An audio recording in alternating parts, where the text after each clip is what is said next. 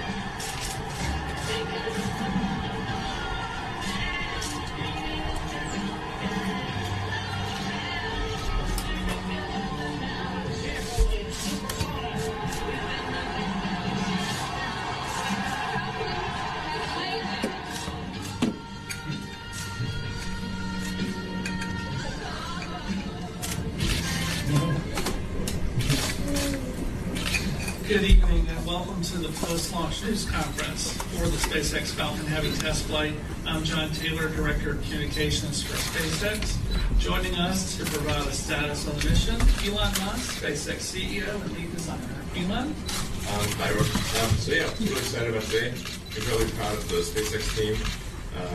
They've done an incredible job of creating what they believe is the most advanced rocket in the world, the biggest rocket in the world. I'm still trying to absorb everything that happened because it seems surreal to me. I had this image of just a giant explosion on a pad with, that wheel bouncing down the road, and it has a logo landing somewhere. But fortunately, that's not what happened. The mission seems to have gone really as well as one could have hoped, with the exception of Center Corps. those two side boosters. If you guys are here, you still at the line. That was epic. I think that's probably the most exciting thing I've ever seen, literally, ever. And then the center core, obviously didn't land on George, I think we're showing that. And we're looking at the issue, but I think it didn't have enough propellant to relight the all three engines. Sorry, enough for something called T-tab, triethyl boron, that's used to light the engines. So I believe that the center one lit, I believe, and the outer two did not. And that was not enough to slow the pace down. Apparently it hit the water at 300 miles an hour. And took out two of the engines on the road. So if we got the footage, that sounds like some pretty fun footage. So if the cameras didn't get blown up as well, then we'll put that out for blooper reel. But that's the idea. We weren't going to reuse that center core anyway, or the two side boosters. The side boosters we'll figure out someplace to put them, but since they're not block 5 or version 5, we weren't planning on reusing any of the cores. The upper stage seems to have worked perfectly so far. The two burns were executed correctly, and we'll see if the upper stage avionics survive quite an arduous trip through the Van Allen belts. Normally, the stage will pass very quickly through the Van Allen belts. Here it's essentially dwelling there, of course, for several hours. And then it's going to do a restart, deplete its propellant, and go to transloss injection. And the propellant levels all look good. Propellant, after the second burn of the upper stage, we were only 0.3 sigma away from prediction, which is basically very minor. So it has plenty of propellant to complete the transloss injection, assuming that the fuel doesn't freeze and the oxygen doesn't blow up and the electronics don't get fried. So those are the issues. We'll find out in a few hours if that burn is successful. I don't think there was anything else I know that's worth mentioning. I went out to the landing zone, took a look at the side boosters. They look in really good condition. So they're both reflyable, although, as I said, they're combination of version 3 and version 4. So we're only going to be reflying really version 5 at this point. That launches shortly, and that'll be our mainstay. We'll stick to version 5 for the Falcon architecture. We don't expect to have a version 6. All right, any questions that I haven't answered? I'll do my best to answer them, but I'm not sure if I have the information yet, but I'll try. So we're going to start in the room, and the first question goes to David Curley from ABC News. Elon, spectacular. What did you learn? What did Falcon Heavy teach you? It taught me like crazy things can come true. Because he'd said I didn't really think this would work. Because when I see the rocket lift off, I see 1,000 things that could not work, and it's amazing when they do.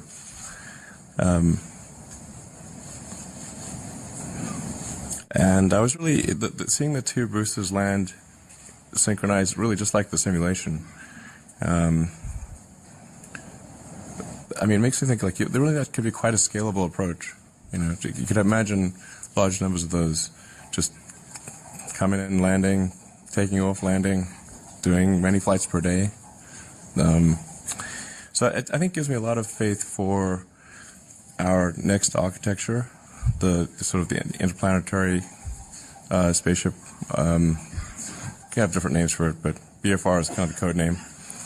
And it gives me confidence that BFR is really quite workable. I was actually looking at the side boosters and they're pretty big, 16 stories tall, 60-foot leg span. But we need to be way bigger than that. So So I think it's given me a lot of confidence that we can make the BFR design work.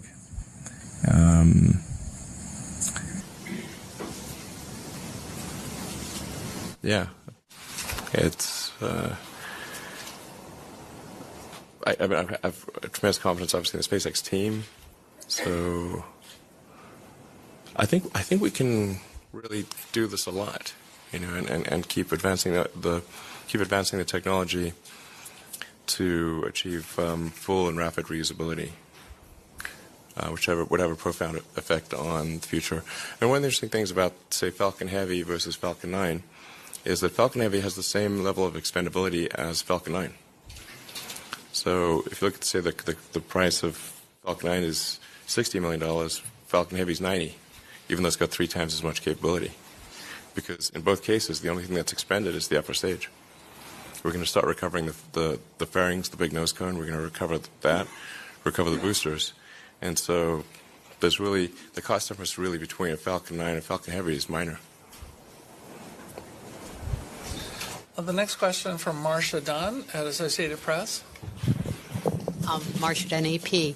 What was going through your mind? How amazed were you to see your Roadster up there with Starman just cruising along with the Blue Planet? And how long will we be getting live views, do you think, from the car?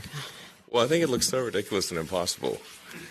And you can tell it's real because it looks so fake, honestly. We'd have way better CGI if it was fake. And the colors all look kind of weird in space. There's no atmospheric occlusion. Like everything looks too crisp. But we didn't really test any of those materials for, is it space hardened or whatever, So it just has the same seats that like a normal car has. It's just literally a normal car in space, which I kind of like the absurdity of that. And if you look closely, on the dashboard, there's a tiny Roadster with a tiny spaceman. So, because Hot Wheels made a Hot Wheels Roadster, and a friend of mine suggested, hey, why don't you put that Hot Wheels Roadster with a tiny spaceman on the, in the car too? I'm like, that'd be cool. Sure. So we did that. I mean, it's kind of silly and fun, but I think that's, silly, fun things are important. And normally for a new rocket, they'd launch like a block of concrete or something like that. I mean, that's so boring. And I think that's just the imagery of it is something that's going to get people excited around the world. And it's still tripping me out. I mean, I'm tripping balls here. Nick, next question in the room. How about Brendan Byrne from WMFE, the NPR affiliate in Orlando? Yeah, congratulations, Elon. Great launch today. Where do you see the Falcon Heavy fitting into this launch industry? Is this something that is going to be for more national security? You see this for interplanetary missions? What's the future of Falcon Heavy? Yeah, the great thing is, so Falcon Heavy opens up a new class of payload. So it can launch more than twice as much payload as any other rocket in the world. So it's kind of up to customers what they might want to launch. But it can launch things direct to Pluto and beyond. No stop needed. You don't even need like a gravity assist or anything. And it can launch giant satellites. It can do anything you want. You could send people back to the moon with a bunch of, if you did a bunch of launches of Falcon Heavy and did an orbital refilling. The 2 or 3 Falcon Heavies, would equal the payload of a Saturn V. But I wouldn't recommend doing that because I think the new architecture, BFR architecture, is the way to go. But I think it's going to open up a sense of possibility. I think it's going to encourage other companies and countries to say, hey, if SpaceX, which is a commercial company, can do this, and nobody paid for Falcon Heavy, it was paid for with internal funds,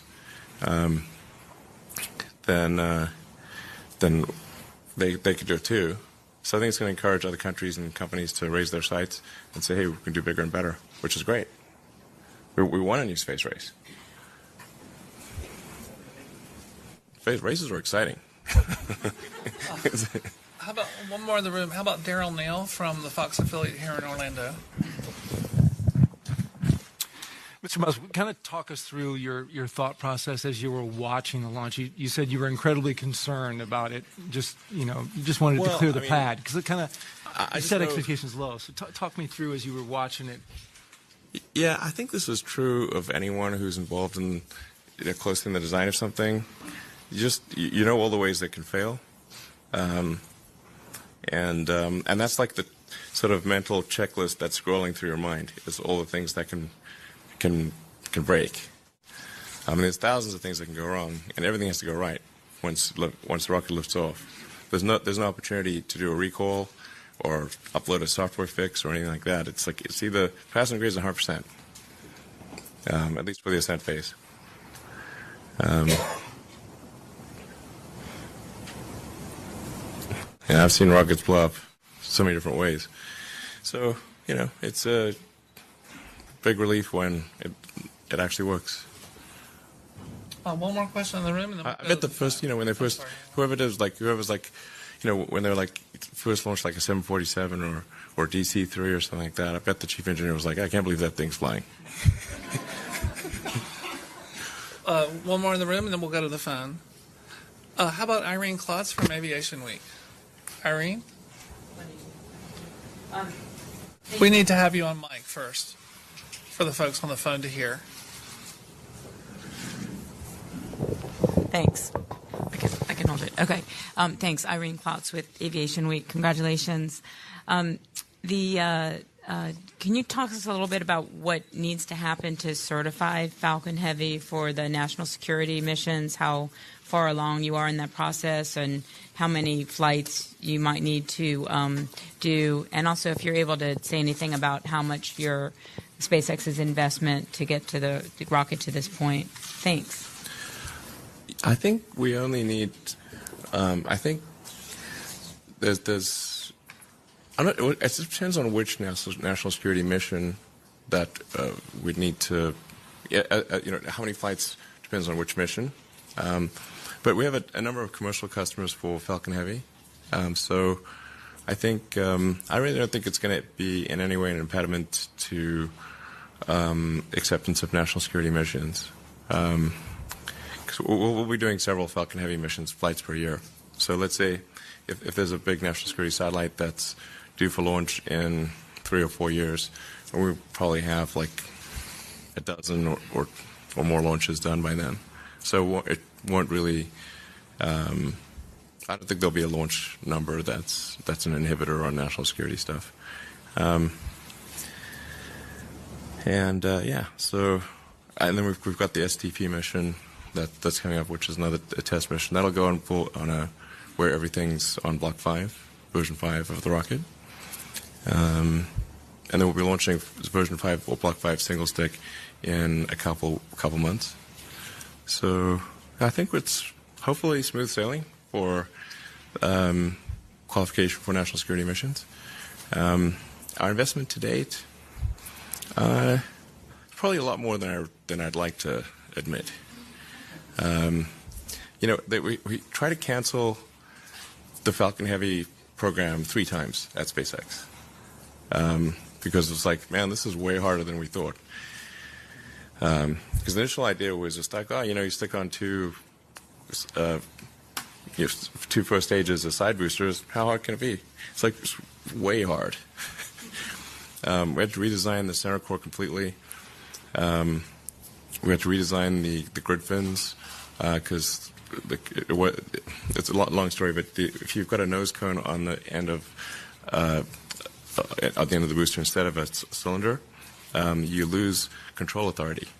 Because if you've got a cylinder, you can kind of bounce the air off of the rocket, and you get like a 50% or more increased control authority if you've got a cylindrical section instead of an ogive section at the end of the booster. So we had to redesign the grid fins, redesign the control system, massively redesign the thrust structure at the base to take way more load.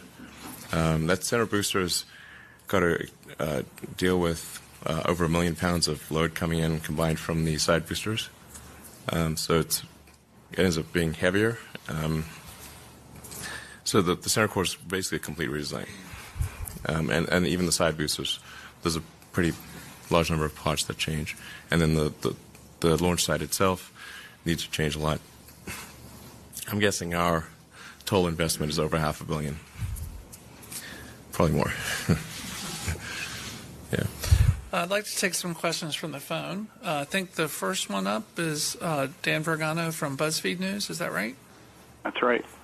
Dan Vergano, BuzzFeed News. Could you talk a little bit about the decision to have the two side cores come down at the same time? Is that just the way it falls out from the physics, or was that an actual decision you made? We did offset them slightly, but really they pretty much just come down. That there's no. We wanted them to offset slightly just so that the radars didn't interfere. And we actually wanted no communication between the two stages. They're both going to point in absolute space. And we're just worried that the radar reflection of one would be seen by the radar receiver of the other. But no, that's just kind of how it happened. It's actually meant to happen just like that. The next question on the phone comes from Keith Cowing at NASA Watch. First of all, congratulations. You've launched a rather unconventional payload into space, one that's generated a lot of buzz. And there's a lot of people, some of them citizen scientists, some of them they're just newbies when it comes to tracking things in space. They're going to try and track the Tesla and understand what's happening to it. You know, like that movie, Dude, Where's My Car? And other than the live webcam today, what is SpaceX going to do to interact with this community of Tesla trackers once the car leaves orbit? Do you have a plan, or are you just going to kind of wait and see what bubbles up on the internet and react to it? We don't have a plan. No plan.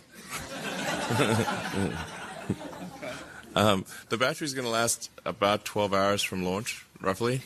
And after that, it's just going to be out there in deep space for maybe millions or billions of years. Who knows?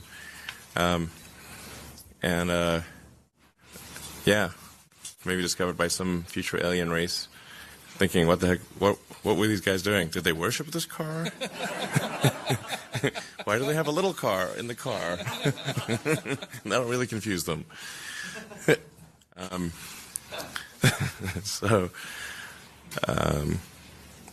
not sure what's going to happen, but I think, it's kind of a fun thing, and I sure hope that next burn works, by the way. We'll know in a few hours. Now we're going to go back to the room, if that's okay. So how about Chris Davenport from the Washington Post? If Chris, you could wait until we get you mic'd. Thanks. So now that you're focusing more on the BFR, I wonder if you could talk a little bit about the timeline. I know you said it's coming along faster, and then what that means for your plans for Mars and the Moon. Well, I don't want to get too off topic, but I think we might, if we get lucky, we'll be able to do short hopper flights with the spaceship part of BFR, maybe next year.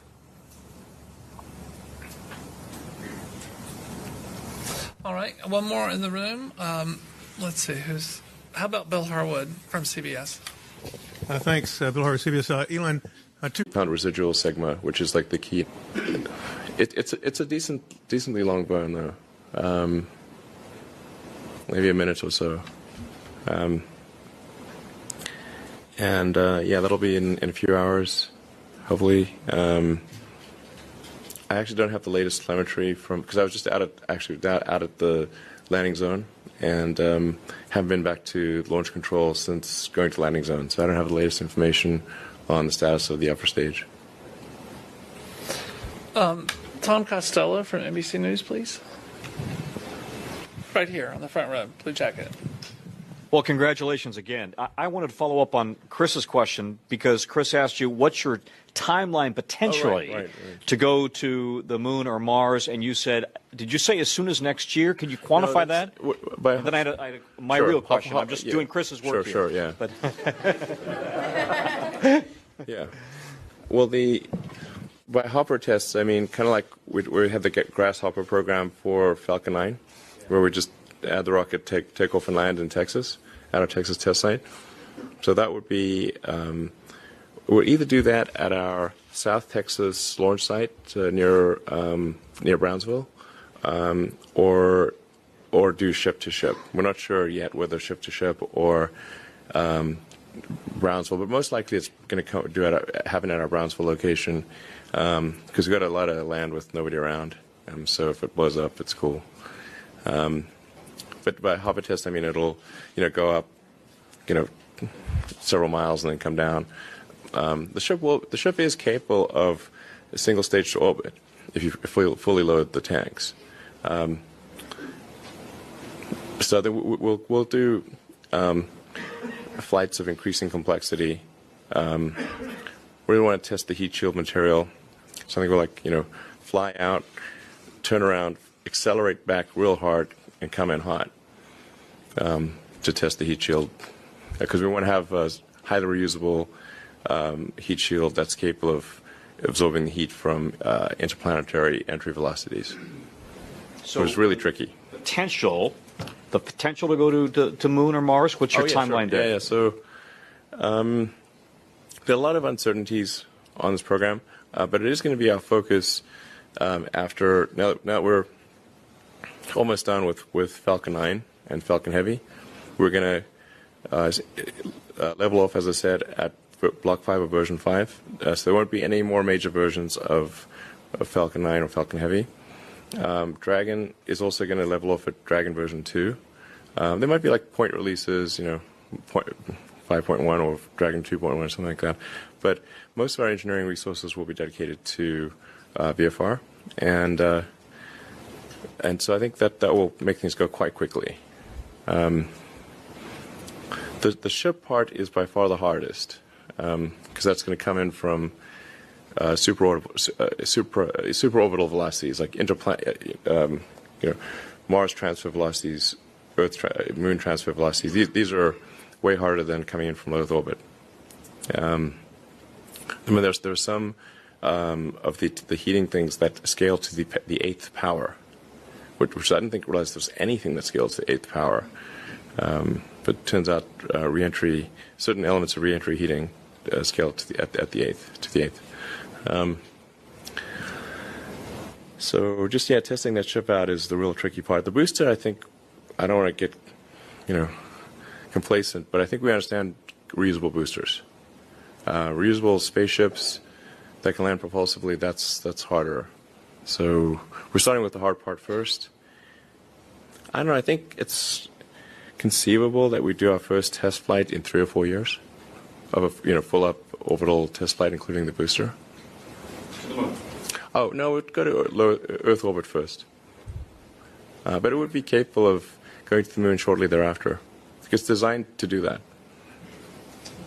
Elon, we want to be sensitive to your time. How many more questions you want to take, or how much time do you have? Two more questions. Maybe? Okay, sure.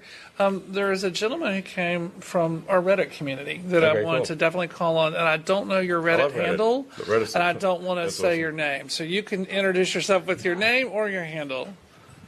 Hi, Elon. My name is Martin Avignon, and I'm with Reddit's R SpaceX community. I'd like to congratulate you as well, as so many people have done just now. I'd like to know about Starman's spacesuit. Is it a production model? Is it instrumented and/or pressurized? And what's holding him up? Well, there's a mannequin inside, so it's just basically stuffed. But yeah, that is the actual production design. So the real one looks just like that. That in fact, that's one of the qualification articles. That's the real deal. I figure if you're going to go, it's dangerous. It's a dangerous trip. You want to look good. Man, it took us 3 years to design that spacesuit. It was real hard. It's easy to make a spacesuit that looks good, but doesn't work, or that works but doesn't look good. It's really difficult to make a spacesuit that looks good and works, and you have to make it a multi-part process, and it was surprisingly difficult, very difficult. How about Dave Musher from Business Insider? Right there. Hi, Dave Mosher from Business Insider. Thank you so much for doing this, by the way. I want to go back to BFR for a second, since you were talking about that, and also Starman, which is such an inspirational thing that's happening. Have you given any thought to what you might do with BFR in that way? What is the payload, and any thoughts to that? No, no idea. Suggestions are welcome. I mean, it's a beast. So, the VFR 9-meter diameter, 30 feet roughly diameter, which is, you can fit a lot in 30 feet diameter. 110, 120 meters long. Yeah. Big. Although, I bet it doesn't look that big after a while. Yeah. All right, maybe a couple more. Yeah, sure, one more. Yeah, sure. How about Tim Fernholz from Quartz on the back of the white shirt?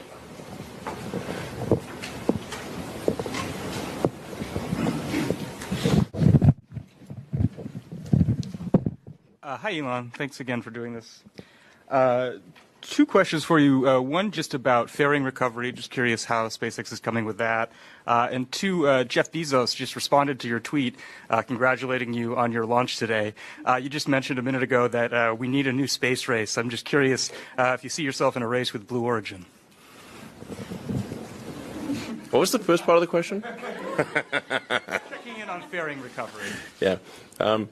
So fairing recovery has proven surprisingly difficult. I'm pretty sure we'll solve fairing recovery in the next 6 months. But it turns out, like, you pop the parachute in the fairing, you've got this giant awkward thing. It tends to interfere with the airflow on the parachute, and gets all twisty, and obviously it was a low priority too. Also, we have fairing version 2, which is that's the important one that we want to recover. So even if we recovered fairing version 1, we wouldn't be reflying it in the future. So fairing 2 and recovery, that's very important. And my guess is next 6 months we figure out fairing recovery. And we've got a special boat to catch the fairing. It's like a catcher's mitt. It's like a giant catcher's mitt in boat form. It's going to run around and catch the fairing, actually. It's kind of fun. I think we might be able to do the same thing with Dragon. So if NASA wants us to, we could try to catch Dragon. Literally, it's meant for the fairing, but it would work on Dragon too. In the room, how about James Dean from Florida Today?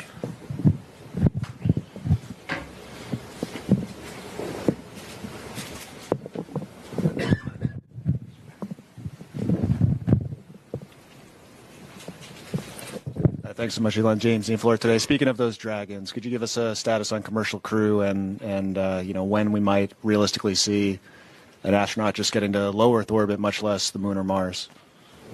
Yeah, we're making great progress on Crew Dragon, or Dragon version 2. That's actually, in terms of company priorities, obviously mission assurance is always number one as a priority, but then the priority used to be Falcon 9 Block 5, and then a month ago I said absolute priority is Crew Dragon. So we're pretty much done with Falcon 9 Block 5 or version 5. Pretty much almost done with Falcon Heavy. There's a few tweaks that would occur with Falcon Heavy Block 5, but they're minor. And so it's all hands on deck for Crew Dragon. And our goal is we're aspiring to fly Crew to orbit at the end of this year. That's our goal. I think the hardware will be ready. We have time for one more question in the room. And I was just looking at Falcon 9. It's like, kind of small. So we're going to have to wrap it, and I'd like for Chris Gephardt, please, to have the last question. Question in terms of the next Falcon Heavy, which is that Arabsat or the one for the Air Force. Do you have any idea of how Pad A held up from today's launch, and how quickly can it be changed? Pad looks good. Pad's in good shape. Yeah. So then I guess my questions are, How quickly can the pad be reconfigured between Heavy and Falcon 9 since you need that pad for both? Oh, real fast. It's no problem. Okay. Going back and forth. It's designed that way. And So- for the Block 5 version of the Falcon 9 or Falcon Heavy, does the Falcon Heavy need a dedicated core built for it, or the Block? It does. Okay. It does. The center core needs to be dedicated. Okay. Yeah. So the center core is a special build. The side boosters we can reuse existing Falcon 9s, but we need to just replace the interstage with a nose cone, and it needs to use the upgraded titanium grid fins, which are sweet. Those worked out real well. I'm really happy about those. In fact, I'm glad we got the side boosters back because they had the titanium grid fins and the center core didn't. So if I was to pick anyone, I would have picked the side boosters. I'd pick the center core to explode. So that would be like the least. Yeah, those freaking grid fins they're super expensive and awesome, but the production rate on them is slow. We need them back. That was the most important thing to recover were those grid fins. Are there sensors inside the spacesuit testing like its ability to function? Nope, it's just up there? Yeah, no, it definitely works though. You can just like jump in a vacuum chamber with it and it's fine. Elon, thank you. All right, thank you. Thank you so very much All right. for your time. Really All right, appreciate thank you. it. All right, thanks everyone. Hope you had a good time. Lots more excitement coming.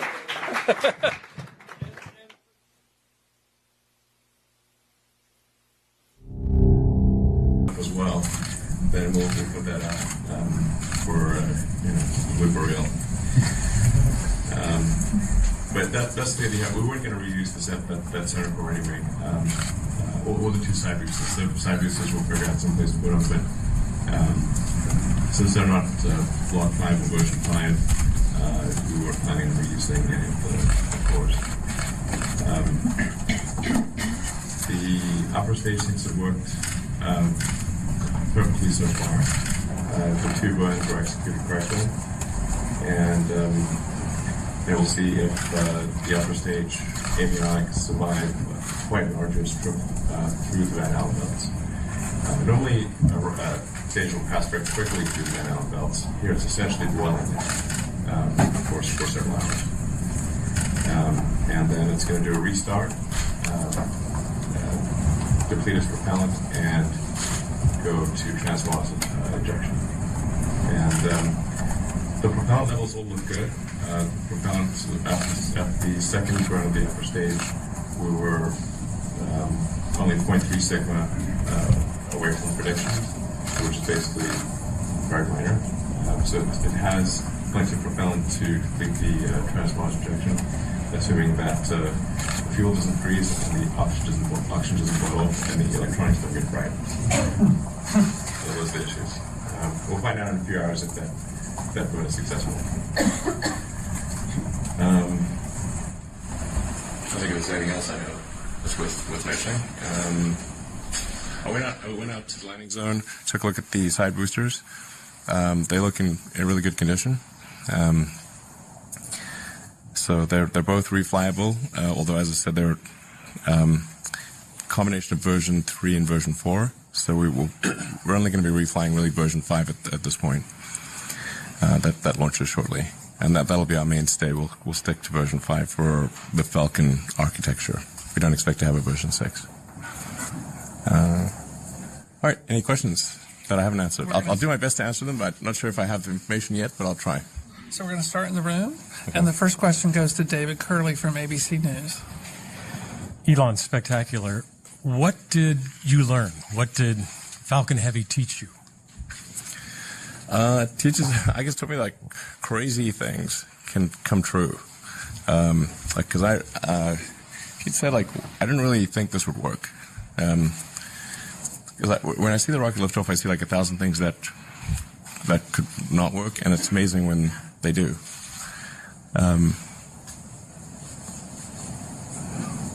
And I was really seeing the two boosters land synchronized, really just like the simulation. I mean, it makes me think like that could be quite a scalable approach. You know, you could imagine large numbers of those just coming in, landing, taking off, landing, doing many flights per day. So I think it gives me a lot of faith for our next architecture, the sort of the interplanetary spaceship. We have different names for it, but BFR is kind of the code name. And it gives me confidence that BFR is really quite workable. But I was actually looking at the side boosters and they're pretty big, they're 16 stories tall, 60-foot leg span. But we need to be way bigger than that. So I think it's given me a lot of confidence that we can make the BFR design work.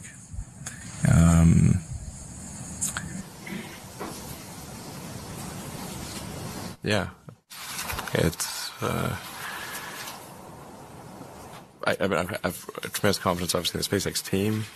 So I think we can really do this a lot, and keep advancing the technology to achieve full and rapid reusability, which would have a profound effect on the future. And one of the interesting things about, say, Falcon Heavy versus Falcon 9 is that Falcon Heavy has the same level of expendability as Falcon 9. So if you look at, say, the price of Falcon 9 is $60 million, Falcon Heavy is 90, even though it's got 3 times as much capability. Because in both cases, the only thing that's expended is the upper stage. We're going to start recovering the fairings, the big nose cone. We're going to recover that, recover the boosters. And so there's really, the cost difference really between a Falcon 9 and a Falcon Heavy is minor. The next question from Marcia Dunn at Associated Press. Marcia Dunn, AP.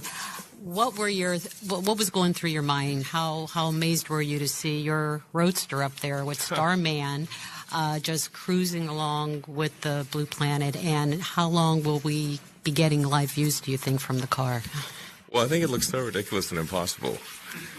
And you can tell it's real because it looks so fake, honestly. We'd have way better CGI if it was fake. And the colors all look kind of weird in space. There's no atmospheric occlusion. Everything looks too crisp. But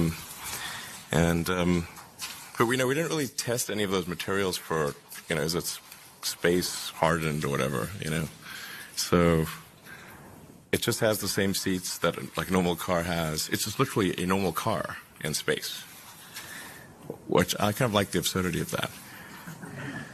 And if you look closely, on the dashboard, there's a tiny roadster with a tiny spaceman. So, because Hot Wheels made a Hot Wheels roadster, and a friend of mine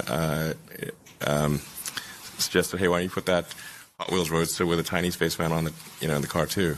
I'm like, that'd be cool. Sure. So we did that. It's kind of silly and fun, but I think that's, silly, fun things are important. And normally for a new rocket, they'd launch like a block of concrete or something like that. That's so boring. And I think that's just the imagery of it is something that's going to get people excited around the world. And it's still tripping me out. I'm tripping balls here. Next question in the room. How about Brendan Byrne from WMFE, the NPR affiliate in Orlando? Yeah, congratulations, Elon. Great launch today. Where do you see the Falcon Heavy fitting into this launch industry? Is this something that is going to be for more national security? You see this for interplanetary missions? What's the future of Falcon Heavy? Yeah, the great thing is, so Falcon Heavy opens up a new class of payload. So it can launch more than twice as much payload as any other rocket in the world. So it's kind of up to customers what they might want to launch. But it can launch things direct to Pluto and beyond. No stop needed. You don't even need like a gravity assist or anything. And it can launch giant satellites. But I wouldn't recommend and say, hey, we can do bigger and better, which is great. We want a new space race. Space races are exciting. How about one more in the room? How about Daryl Neal from the Fox affiliate here in Orlando?